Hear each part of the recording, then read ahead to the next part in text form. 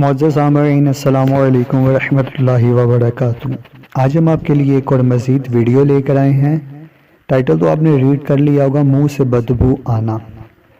چلتے ہیں ہم اپنی ویڈیو کی طرف بڑھنے سے پہلے آپ ہمارے چینل کو سبسکرائب کر لیں اور گھنٹی کے بیل کو پریس کر دیں تاکہ نئے آنے والی ویڈیو سب سے پہلے آپ کو ملے۔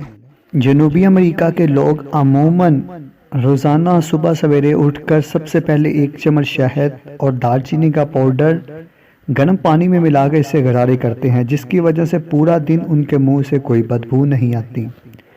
جنوب مشرق ممالک میں تو اکثر لوگ دال چینی کے درخت پر لگے ہوئے شہد کی مکھیوں کے چھتے سے شہد نکال کے استعمال کرتے ہیں۔ یہ قدیم پرانا یونانی نسخہ ہے جس کے استعمال سے سانس کی نالی اور پھیپھڑوں میں سوزش نہیں ہوتی اور منہ سے مستقل طور پر بدبو ختم ہو جاتی ہے۔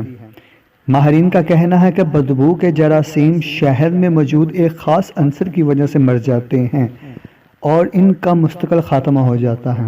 اگر آپ کو ہماری یہ ویڈیو اچھی لگی ہے تو ویڈیو کو لائک کمنٹ شیئر ضرور کر دیں اور گھنٹی کے بیل کو پریس کر دیں تاکہ نئے آنے والی ویڈیو سب سے پہلے آپ کو ملے۔